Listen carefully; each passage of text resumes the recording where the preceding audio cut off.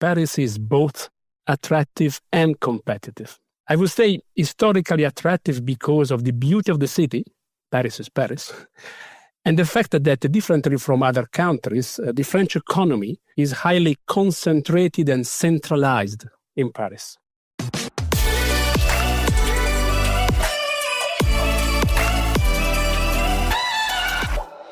Two Bocconi alumni at different stages of their careers in one of the most iconic European cities, Paris. One with years of international experience in human resources, and the other at the beginning of a career in one of the most emblematic luxury brands in the world. Paris is often associated with fashion, luxury, and creativity. But are there other sectors offering career opportunities? And what does it really mean to work in Paris today? How competitive is the job market? These are some of the questions you'll get answered to in The Takeoff, the podcast which shares with you stories and tips to work abroad through the real experience of Bocconi alumni. I am Giulia Canestrelli from Bocconi Career Services, and in this episode I will take you through what's like to work and live in Paris via the stories of Paolo Codazzi, Vice President Total Reward at Quadient. Hi Paolo. Thanks for inviting me, Giulia. I'm glad to be here with you today.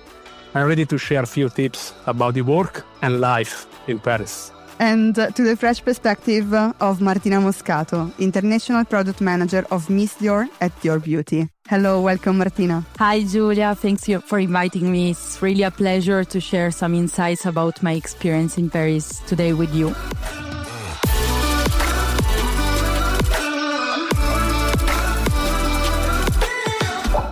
Paolo, Martina, let's start with this podcast, with this interview. Paolo, would you like to introduce yourself to our listeners? Where are you from? What's your educational path? What do you do now in Paris? With pleasure, Giulia. Of course, I would need a couple of hours to all my life because I am a senior and seasoned guy, but I will try to be fast, okay?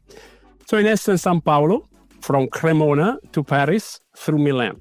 I entered in Bocconi in 1984. I think most interesting is the first time ever of the admission tests. So I am one of the openers. I graduated in CLEA with a specialization in HR and organization. And quite interesting, my thesis at Bocconi was about people motivation at work. A subject that, if combined with well-being at work, is really, really treated even today. And quite immediately, the ambition to do business from a human resources perspective and HR perspective. And thanks to some great professors I made, the dream happened.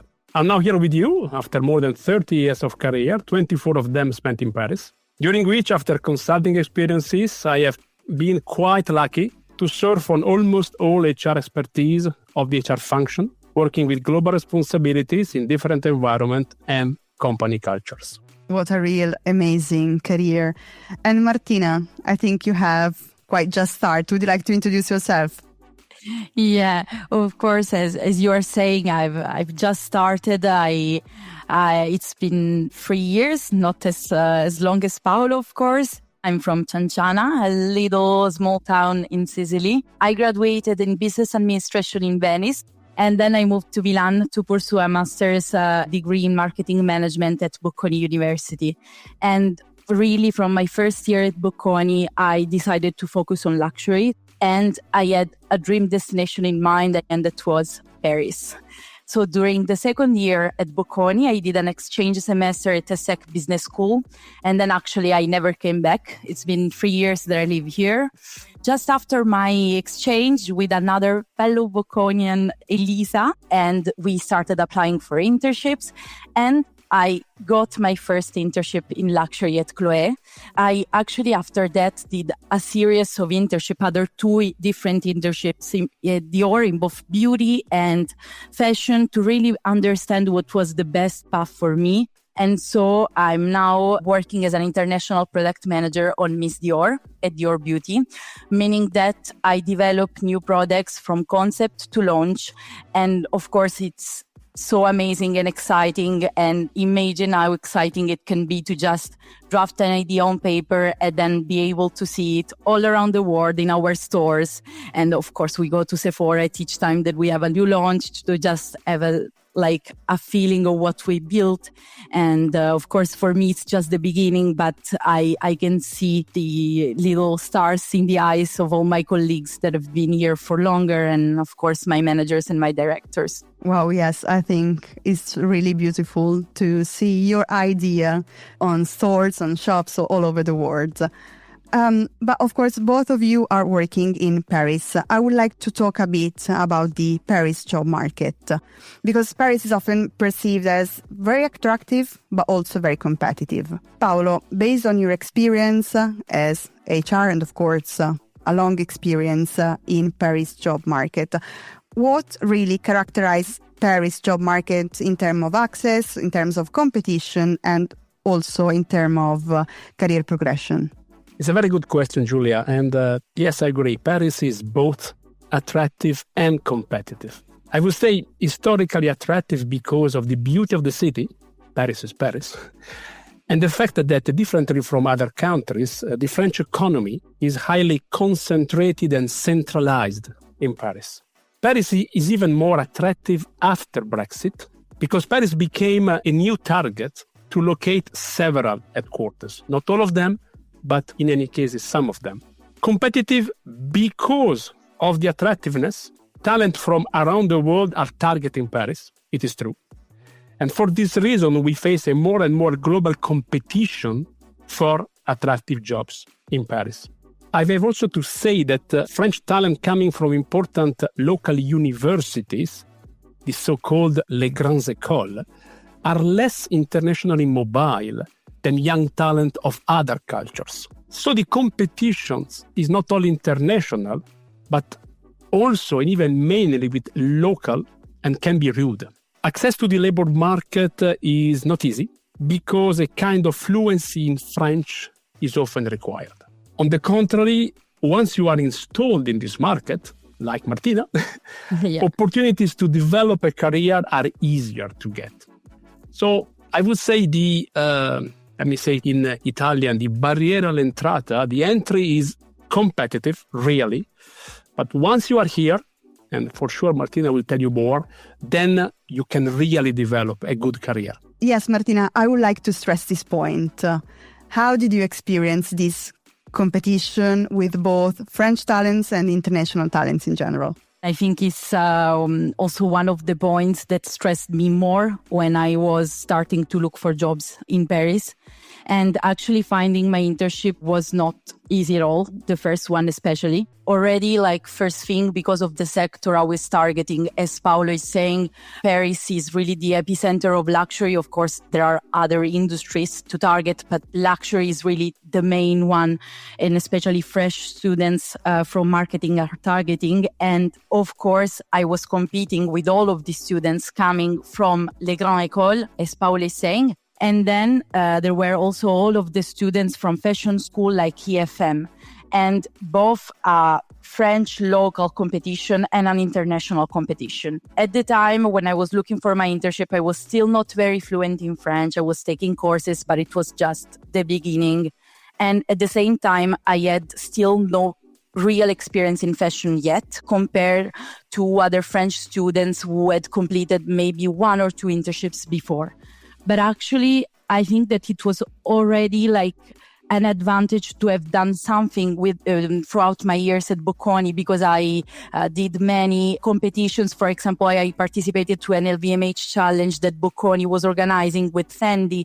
I had the chance to work on projects with Moncler, for example, during my courses, and highlighting the right skill was actually key to make your CV stand out. And of course, then actually also the fact that I was studying at Bocconi was an advantage, because Bocconi is really perceived as one university which could stand as a grande école in France. And then, of course, for the internships, when you arrive to the interview, it's really about your motivation. And what I suggest to students is to be a bit obsessed, like really prepare for the interview at your maximum. Even if you're not sure about like the job description, maybe sometimes you have some doubts and you're like, I've never done this, so how can I sell myself? But you will always find something in your courses, in your studies, in your experiences that you can highlight, and especially highlight your motivation, as I was saying, and your connection to the heritage of that brand, because this is actually what really matters for luxury brands. It's your understanding of the heritage, especially in the very beginning of your career. And for the French, of course, I showed my motivation to learn the language. I had the chance to did my interview that got my first internship with a manager that studied in Italy. So she knew how difficult it was to learn another language and to work in another language. Actually, after 4 months into my first internship, I was able already to interact at lunch with colleagues without asking, pardon, j'ai pas compris, qu'est-ce que vous avez dit? And now, like 3 years into the Paris job market, I would say I feel much more confident. Of course, I work only in French. And at the same time, all of my opportunities really came more naturally. So I would say that just to motivate the students that are trying to enter the market, be resilient at first with like your research for the first internship, but after that, your path will be much, much easier. So you have talked about motivation, resilience, focus, and of course, French. What other skills do you think are needed to build a career in the luxury and fashion industry today? Yeah, so jobs in the luxury field are actually very diverse.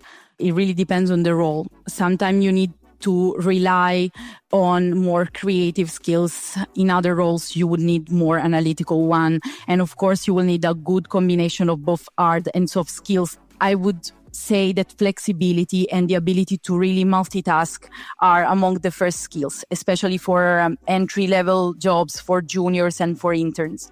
And then for me, it's really about attitude and also a strong will to learn. Another key skill in luxury is for sure attention to detail, because details in luxury are really, really important. They are everything. So the more you are attentive to even just your presentation, even if they are internal presentation, like this is really valued. And you are also expected to feel owner of your own task and to take ownership. This doesn't mean that you will have to feel stressed when you arrived in an internship and you would need to feel like, oh my God, I have too many responsibilities. No, it's not about that. It's about feeling like communicating that you are owning your topics, even the small tasks, and that you are capable to bring a task from A to Z and to complete it, of course, with the help of your manager, but really feel like you are the owner of this task.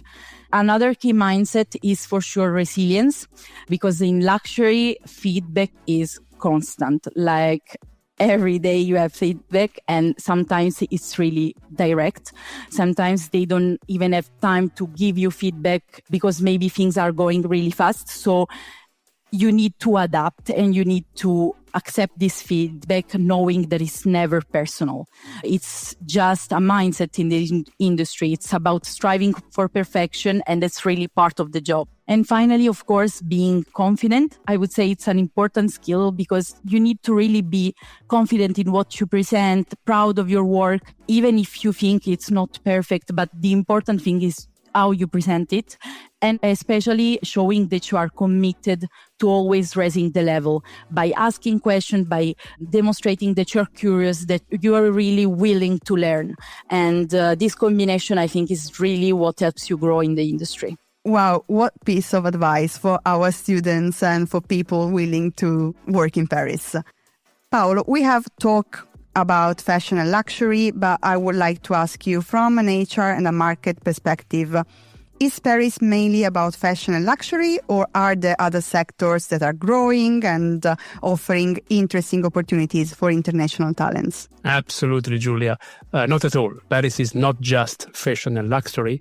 I consider that the number of listed companies headquartered in Paris is much higher than the Italian one, for example. I think London is only higher than Paris from that perspective. Looking at the industries, of course, it is true that fashion, luxury are highly represented. Let's think about major brands and huge players in the market like LVMH, L'Oréal, Dior, Kering, Clarins, Chanel, Hermès, and many others. But then we have several other industries that are well represented with big multinationals, so offering opportunities. I can mention, for example, the overall financial, banking, and insurance sector. AXA, Société Générale, BNP Paribas, just to mention a few. The consumer goods, Danone. The engineering and tech industry, including the medtech, are quite big in Paris. We have big consulting firms who have French or even European headquarters in Paris, with also audit that is very well represented. And then without underestimating the huge institutions like UNESCO and OCDE, the OCSE in Italian, that are globally headquartered in Paris, offering a lot of opportunities. Let me say that their recruitment process is different, is much longer than the private sector, but they offer really interesting opportunities here in Paris. If we go on the completely other side, I'd also like to mention the world of the startups and the scaled-up companies.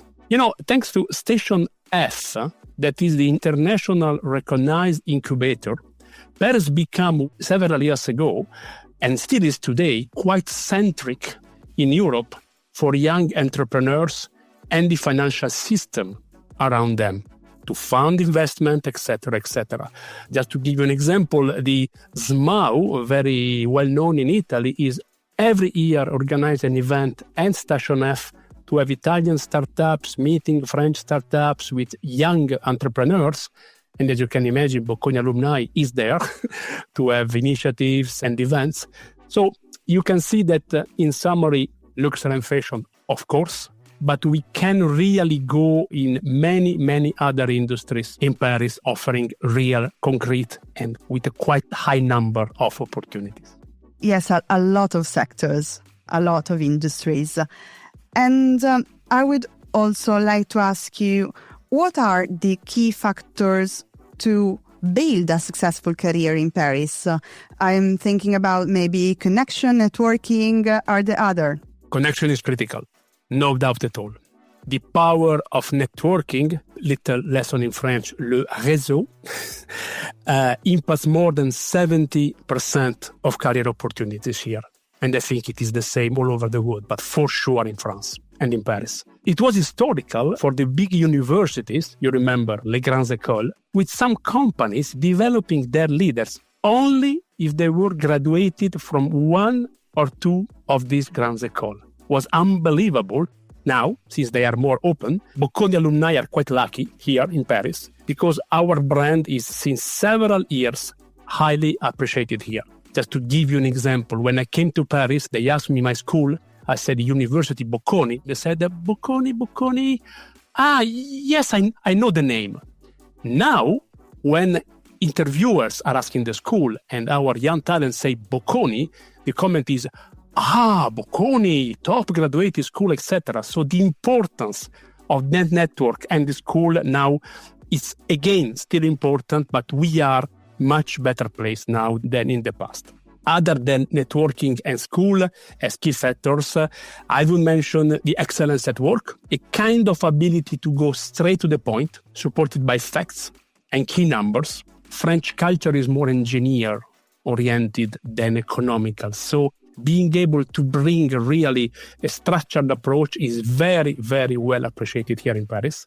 And then, of course, the cultural agility and adaptability, especially for the non-written rules.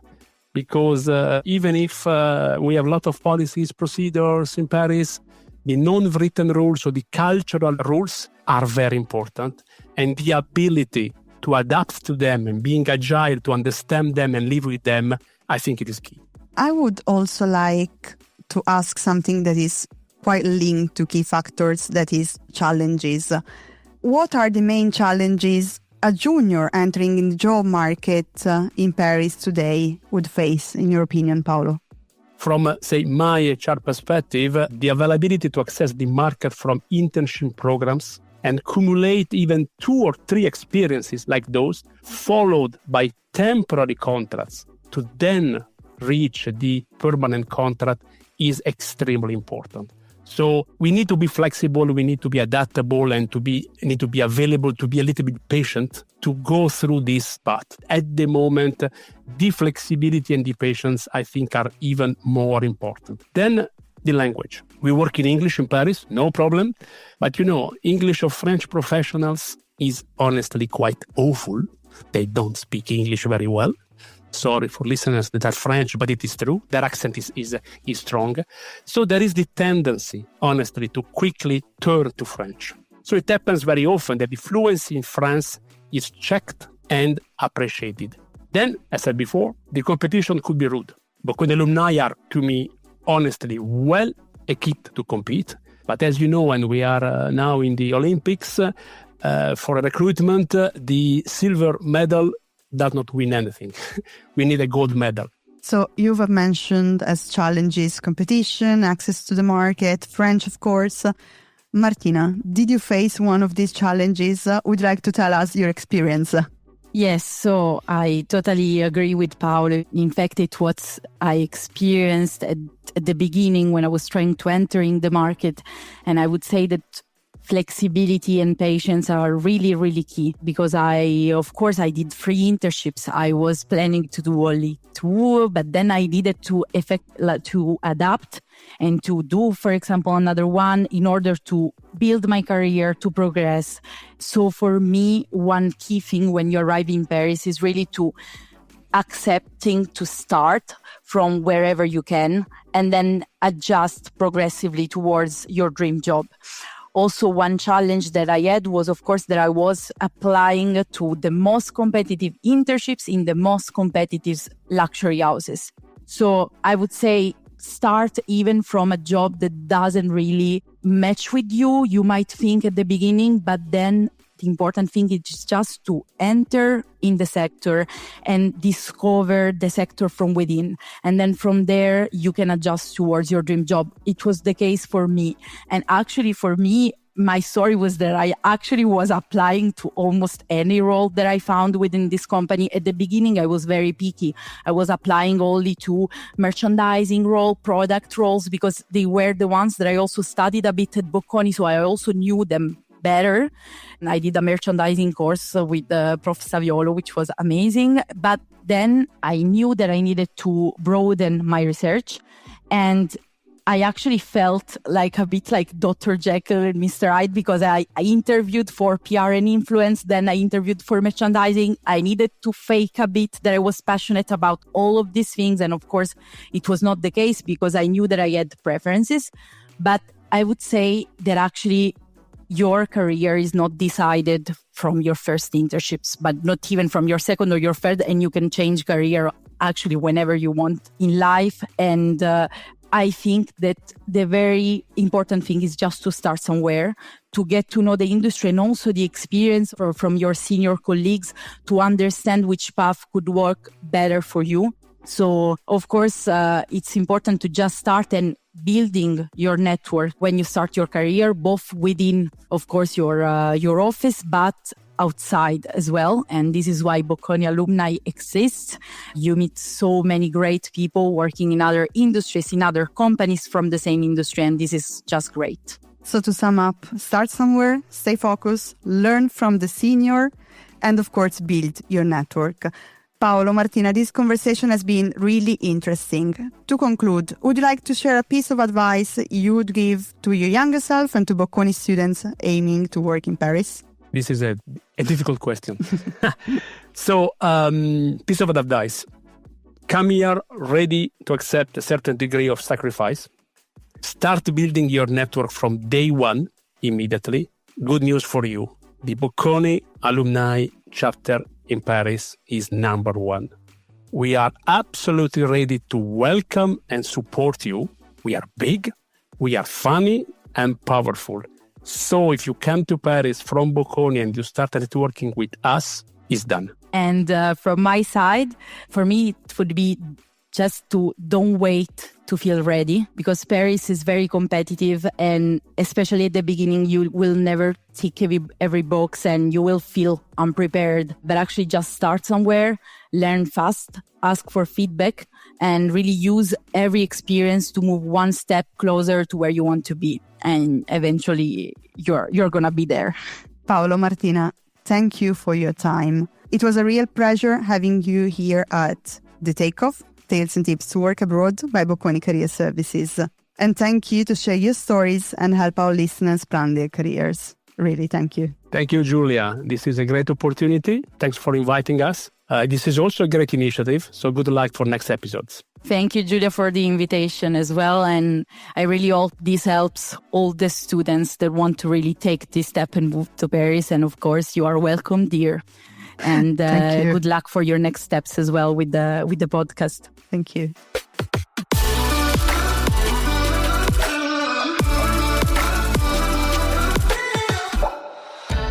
So in this episode, we've learned that Paris is a highly competitive job market, and to succeed, you have to stay focused on your goals. Flexibility, patience, and knowledge of French are essential, but don't forget to build a strong network, even with the support of our Paris Bocconi Alumni chapter. The Takeoff is available on all major podcast platforms. Join me for the next episode to discover what it's like to work and live abroad with our Bocconi alumni. I am Giulia Canestrelli from Bocconi Career Services. Thank you for listening.